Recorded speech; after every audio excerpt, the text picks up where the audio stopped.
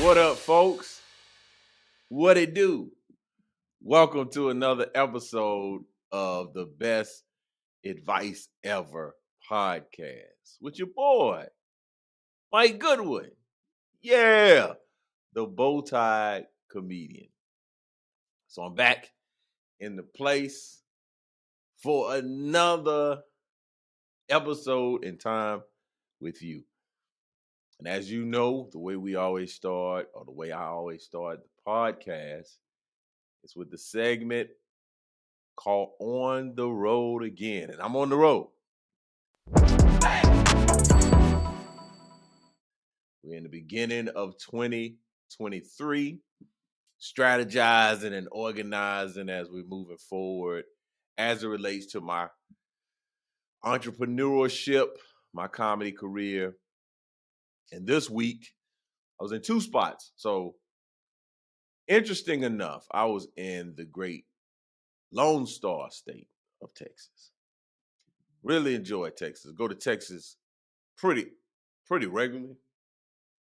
I didn't realize that I was going to Houston, Texas, because the event was in Humble, Texas. But that's like saying an event that's in Columbia is in Irmo. Like, it's the same place. It's not very far. But when I put stuff on the calendar, I write things down. I don't know Humble, Texas from McKinney, Texas to El Paso. My geography as it relates to other states is very suspect, especially Texas, maybe North Carolina, maybe Georgia, Tennessee, Virginia. I have a pretty good grasp of what cities are located near what. So you may say, well, Mike Goodwin, look at a calendar. Well, I'm not looking at a calendar. Not look at a calendar. Look at a map. Look at a map. It's not very difficult. When I look at a map, I always check what's the closest airport, Houston, and I think if I'm not mistaken, I was advised to get a flight to Bush Airport, IAH, I think is the code. Houston has for commoners, for folks that fly commercial, there are two airports primarily. There's Hobby and there's Bush. What I've surmised, and Mike Goodwin may be wrong, but what I've surmised when I've gone and done events in Houston for black folks, I fly into Hobby. But when I do it for folks that's not black folks, I fly into Bush. Now, that may just be coincidental. There may be not a rhyme or reason. Hobby, black folks. And even if, and I'll look at the prices sometimes. So maybe I'm doing something for some black folks and flying to Bush. They'll be like, hey man, that's on the other side of Houston. Now again, this is just my experience. I may be right. Well, I ain't even trying to be right. I'm just telling you from what my experience has been. When I fly in the Bush, I'm doing shows for white folks. But when I fly into Hobby, I'm doing shows for black folks. Now, this past show was a multicultural church, and multicultural. I'll often go to places and folks say they multicultural, and I said this Friday night. I said a lot of churches are multicultural by faith, but not in manifestation. This church was multicultural. Like a lot of times when folks say they multicultural, they got a family. It's a particular family. You talking about the Joneses. Oh, you talking about the McKinneys. They not the whole church, not multicultural. But yeah, I did this great event. It was a volunteer appreciation, servant leader appreciation. They had a church, the Grace Church of Humble, and they called it the One Team Gala. And it was top notch. It was extraordinary. red carpet, but it just wasn't red carpet and a step and repeat. They had the 360 photo booths, that two on both ends. It was amazing, outstanding event that I had a tremendously great time at. They had again, it was formal, so folks were dressed in their best gowns and tuxedos, black tie event.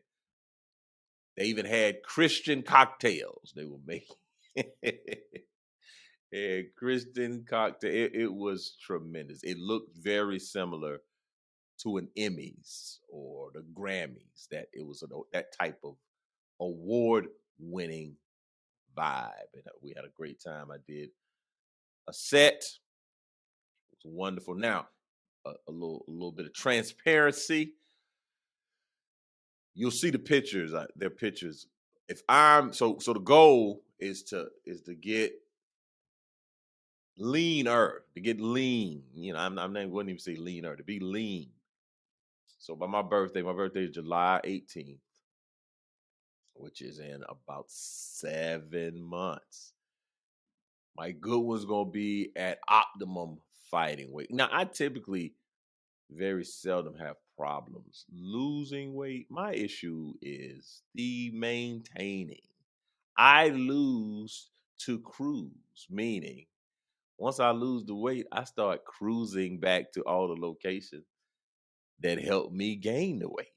So I'm back at the usual suspects after I lose the weight. So I'm feeling good, looking good. Hey, let's go over here to Crumble Cookie. Let's throw down over here at the Bunt Cake place. I don't remember the name of them because I haven't been in a while because I'm trying to be lean.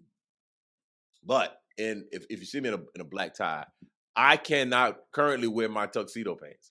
The one that my jacket matches, the one with the black with the stripe, the tuxedo, I can't. I can wear them.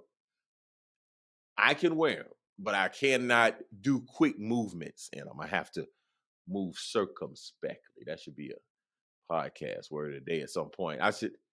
No quick movements. So I've come a mighty long because there was a time where we could not button them up. Now I can button them up, but there is an abundance and there's an overflow. My stomach has an overflow over the top of my pants, and so it isn't profitable for me or for the audience. Matter of fact, this shirt, I put this shirt on. I grabbed this shirt and said, "Hey man, I'm gonna record a podcast." I didn't realize this was a shirt that I was weighing 10 pounds earlier. This is a 10-pound less shirt. I have shirt is at capacity. I might pass out. I'm lightheaded. I'm not even gonna lie. I'm lightheaded. This podcast might be 14 minutes because by the time the blood stops circulating in my brain, because I got on this Under Armour dress shirt. But we're gonna correct all that, man. We've made some adjustments. But if you see pictures of the show, you're gonna see me in what the actual material or it's called Black Watch. It's a plaid that's it's green and black and it's formal, so you can wear it as tuxedo. So those pants are far more forgiving than my tuxedo pants. I think I took the tuxedo in and had it altered when I was at my leanest of leans. I should have put a little bit of cushion in there, but I was feeling great. I was like, oh yeah, we're gonna stay here. And we didn't stay there. So hopefully by this summer, if you see me in a black tie event, I got on black tuxedo pants and not some other version. That's acceptable. It's acceptable. It's sharp, but it's not what you want. So I was there on Friday night, flew back into the state, on Saturday. Had an event in Batesburg, Leedsville for Cromer's Trucking. Celebrated their annual awards banquet. 30 years they've been in business. So I did the event for their drivers and their spouses, the other vendors that they work with, sales folks that work in the office, the staff. It's a great night. So we were at Batesburg, out in Batesburg, Leesville, and they had it catered by Sheely's Barbecue. And I did not partake because I know I have some goals. I have some goals I'm trying to accomplish. So I didn't partake in the fine Sheely's. And at some point I'll drive back out there. Wasn't that far. It's a hop, skip, and a jump. Hop, skip, and a jump. And it was at a spot, TS Farms, right out of Batesburg, Leedsville. So that was on the road. It's very, very productive week. This week, I'm actually will spend time in a business mastermind that I'm a part of. Traffic Sales and Profit. We have an event every year at the beginning of the year called Game Plan. So it basically helps us to organize ourselves going into 2023. So I'm excited about this upcoming week. Spend a lot of time around other entrepreneurs that are growing and scaling 6-figure, 7-figure, 8-figure businesses. And my daughter's actually she's going to be speaking, which will be pretty exciting. But I'm really locked in. I was locked in this time last year, and then I got sideswiped by a opportunity. I'll talk about that probably at some point on the podcast. But I was so locked in last night. I was so locked in that I kept the room key. I still have it. It's down here. The room key from Game Plan 2020. This was a reminder, and they, it's so dope. They got it advertising the actual way. So the guy, Lamar Tyler, who's the CEO, owner, operator, is dope. So they take over the hotel. The hotel is everything's branded in TSP, Traffic Sales and Profit. So I'm excited about this upcoming week, and I'll share some of the gems that I learned from the event. But speaking of sharing, I'm about to share with you the best advice ever. This is the Best Advice Ever podcast. So I'm going to share with you every week. I share one piece of advice that I would deem it to be the best advice ever. And this week, the advice is over deliver. Over deliver. That may relate to your business, that may relate to relationships, that may relate to your academic pursuits. Over deliver. And what I mean, I recently saw this advice given to someone, but typically when folks give you this advice, they say under promise and over deliver. And I don't like the under promise part. It feels a little deceptive. Deceptive may not be the word, but it feels like, I don't know if you're spades players out there, but it feels like you're sandbagging. You're sandbagging. If you play spades, which I got to teach my family how to play spades. They don't know how to play spades. But if you play spades, it's basically you underbid. You have a certain number of books. Let's say 5 books in your hand, but you say you have 3. You're under delivering. You're under promising. So you know you're going to do it sooner, but you tell folks, hey, it's probably going to be 4 weeks. And you know you can do it in 2. So I don't like the under promise part of that advice. I do think the over delivery aspect of that, I think that's just good advice. I think that's good practice.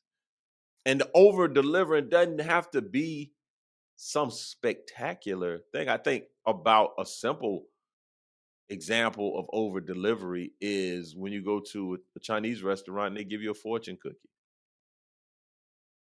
That's over delivery. You purchased and paid for your meal. You got the General towels, ties, towels, the general sows. Some of these words, the tea salad. I don't know what to say, but the orange chicken, the cow, the cow pow chicken with some chow with some brown rice and some broccoli, right?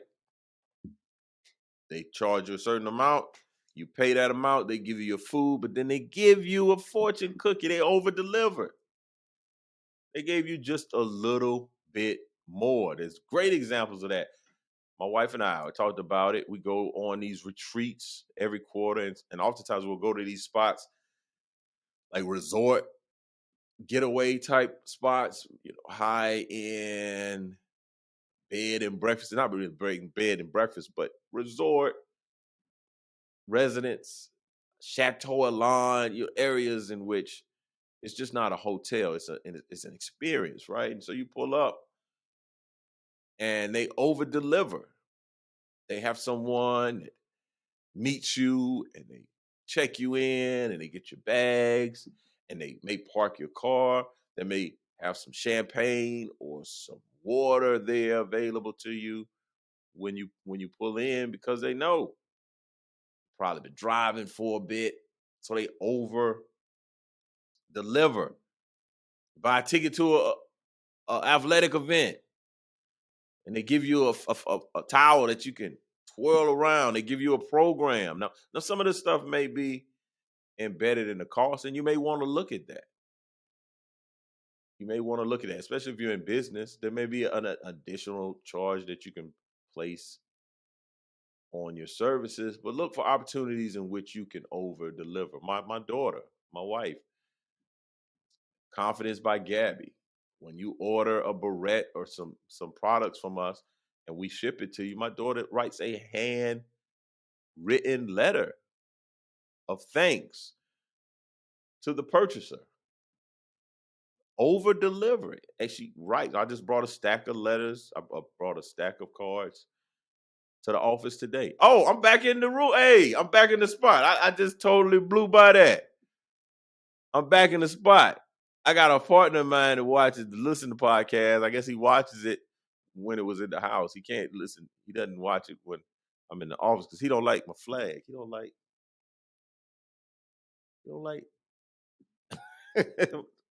my fraternity. He don't like looking at that flag. So he probably will start going back to listening to the podcast. I think he was watching it because he made a comment last week. But yeah, over deliver. Over deliver. And ways you can do that, you can do things faster. Don't under promise, just do it faster. Just don't, say.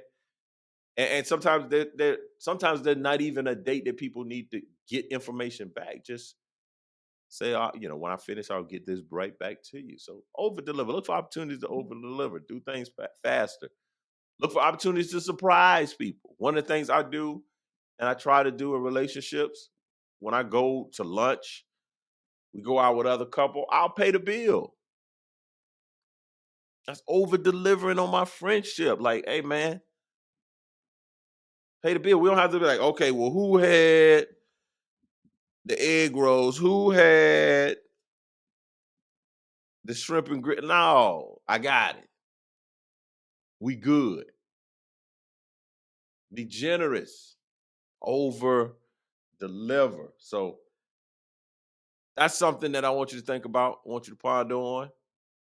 That is a component, I think, that is some of the best advice ever. If someone in your life hadn't told you, you should be looking for opportunities to over deliver. I do. That's what I try to do as it relates to my comedy. I want my comedy show to be funnier than you anticipated it to be. I know you want, when folks hire me, I know that looking forward, they've seen stuff online.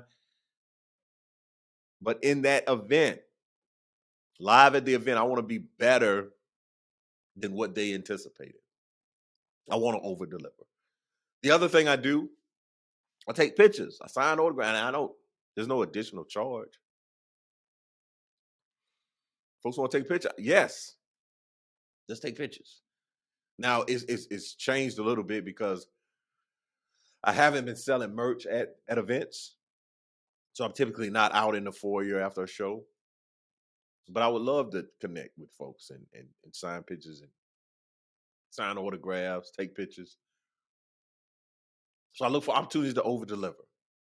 And I would encourage you to do that. One of the ways you can over deliver with folks is just to listen. Listen. A lot of times people want to talkie. Nobody want to listen. And that's the way you can over deliver. So that's the best advice that I have for you today on this podcast. As we transition into the next part, it's one of my favorite words. I've been saying it for a very long time. And it's the What You're Not Gonna Do segment of the podcast. I saw this in the paper, and it's basically saying Bojangles is creating an alcoholic drink. They're creating a hard sweet tea. Say they are producing a version of its sweet tea with alcohol in it. This beverage is being created in a partnership with Appalachian Mountain Brewery. Sweet tea will be sold in stores, not in the restaurant chain. So that's I think that's good. I think Bojangles saying what you're not gonna do is get a DUI with your side of diabetes. That's what you're not gonna do. Man, they making everything alcohol accessible.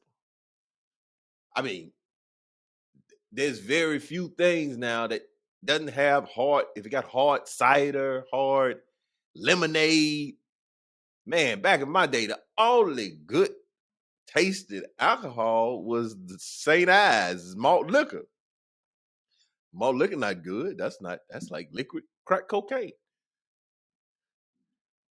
Back in my day, I'm starting to feel like that person. It was like back in the day, stuff didn't taste good. You just drunk, get to drink it. Now, man, you. Now, when I went to Korea, they had something called soju. Soju, man, look, I don't know what was in that stuff, but it was easily undetectable if you added a mixer to it. So if you put some type of juice, you wouldn't taste the soju. And 5 cups later, the MPs have you in the prone position on your face with your hands behind your back. That stuff was dangerous. So it's like Bojangles out here putting alcohol in sweet tea, man. What you're not gonna do is have grannies drunk at the church picnic. That's what you're not. Also saw another story in New York. This was in Brooklyn. Where Brooklyn at? Where Brooklyn? I'm not from Brooklyn, but I'm a fan of hip hop, and you can't listen to hip hop without Brooklyn's in the house without a doubt. I'm the brother with clout everybody yells about. But this is in Brooklyn. So the man made off with $300,000 in cash in a bizarre Brinks truck robbery last week. According to police, the thief swiped the unattended money bag. How is $300,000 unattended? How does that even happen? What you're not gonna do is tell me that somebody had $300,000 in a bag that was unattended. Unattended from the armor's truck's bumper. Man, get out of here, man. This was an inside job, baby. Somebody's cousin drives the truck. Come on, man. Unattended money bag from the armored truck's bumper while 2 other men distracted the Brinks employee by asking him for directions. Get out of here, man. Y'all cut that out. Somebody's lying. What you're not gonna do is have me believe that you got distracted. You just set the money on the bumper. It was like, hey man, let me tell you how to get to the Starbucks on Flatbush Ave. No, that's not believing that. We're not going with that. It's not true. What I'm not gonna do is believe that's the case. And last but not least, I have to clear up something that happened in the last podcast. So last podcast, I was talking about taking pictures with folks and having my hands exposed. Now, I mentioned a friend of mine, Trey Brave, mentioned a friend of mine, and I've alluded or it sounded like here I am, upstanding citizen of America and righteousness and fidelity. I don't want to be having my good spoken evil of when I'm taking pictures with folks, but I have friends that are clamoring to take pictures with women so they can fill them up. That's not what I was saying. That's not what if I communicated that. My apologies. I'm not saying my friends are envious and jealous of me because I'm taking pictures with women and they want to take pictures with women and they want to rub on them. That's not what I was saying. I was just simply saying that's not my deal. That's not my deal. I'm very well confident in my relationship with my wife. Well satisfied, above and beyond. Press down, shaking together, running over. My wife gives unto my bosom. So no issues there. But I did have a thought when I took some pictures recently with folks, and I was trying to put my hands. In fact, this happened Friday night. Trying to put my hands where people could see them. Hey, look at my hands. I'm not grabbing the lady on her butt. However, these women had their shoulders out. I don't feel comfortable putting my hand on skin. So for you to see my hand, like typically when I'm taking a picture and you don't see my hands, it's a fist, and it's on the woman's back 100% of the time, or it may be on her side.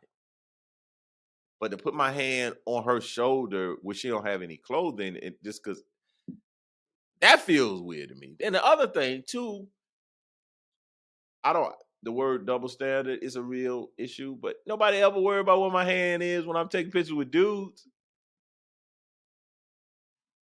Hmm? Hmm? You don't think that might? What if I'm grabbing somebody's butt, some dude butt? What if that's my challenge? Yo, he ain't doing that. Oh, he grabbing that lady butt. So man, I just, hey man, if I'm taking a picture with folks, I'm not grabbing. You can go back over the course of my life. I stopped grabbing women, and they weren't even women then. They were like, this was in middle school. I was grabbing butts. I was a butt grabber. I grabbed butt probably up until somewhere in high school. There's some women can say, hey man, yeah, Mike Goodwin, I couldn't get a book from the bottom shelf. He would appear, grab my butt. That is true. This is true. But when I was a child, I put away childish things. I'm a grown man now. I hate to have to share this moment on this podcast. I grabbed the butt or two in my day as a young one, but as an adult, no. I'll put my hands on nobody but my wife. That's where my hands go. Well, thank y'all for checking in to another episode. This episode also, I want to share my flowers. Give my flowers out to my boy, my partner, Charles Brave the Third. We call him Trey. Trey is a good friend of mine. I met Trey back in college. We've spanned it probably 20 years. And he's a solid dude. He's a great husband, great father, and an excellent businessman and pastor. I'm honored to have him as a friend. I wanted to give him his flowers in this episode. I'm always taking shots at him on the low because he's my friend. I take shots at my friends because that's love and affection. However, I have such a high regard for this young man. He's younger than me. I'll even talk about like kind of I keep a perpetual youngness, but there's a reason for that. He's younger than me, but that's my brother. And so shout out to you, salute to you, my guy, Trey Brave. He just had a birthday recently, and want to give him his flowers on the podcast. I won't have him on a guest anytime soon, but no, I'm just kidding. I'll probably have Trey on at some point. And the other thing before we get out of here, I'm going to give you the podcast word of the day. Ubiquitous. That's the word of the day. Ubiquitous. Ubiquitous means, so let's spell it. Ubiquitous.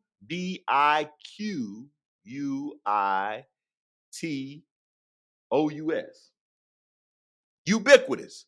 And it basically means it's everywhere. It's present, appearing, or found. It's ubiquitous. Once you buy a car, you notice the other model of that car is quite ubiquitous when you're on the interstate. So ubiquitous is a word that you can use. Hopefully, you'll find opportunities to incorporate it. For some reason, I've been fascinated with words that begin with U here for the last couple of weeks. But ubiquitous is commonplace. It's something that happens. When I watch press conferences, sports events, they often use ubiquitous phrases like "next man up," "turn the page." It's the you had to grind it out. Just common ubiquitous terms that when you hear athletes and coaches talk, they usually will say the same things. So thank y'all again for checking in. If you want to send a question, send your questions to info@comedianmikegoodwin.com. I would love for you to subscribe, share, follow, rate the podcast. Let people know that you are checking it out and that you enjoy it. And I enjoy doing it. And I enjoy having you check in on me every Wednesday. And I'll see you next week for another episode of the Best Advice Ever podcast. It's your guy, Mike Goodwin. Peace.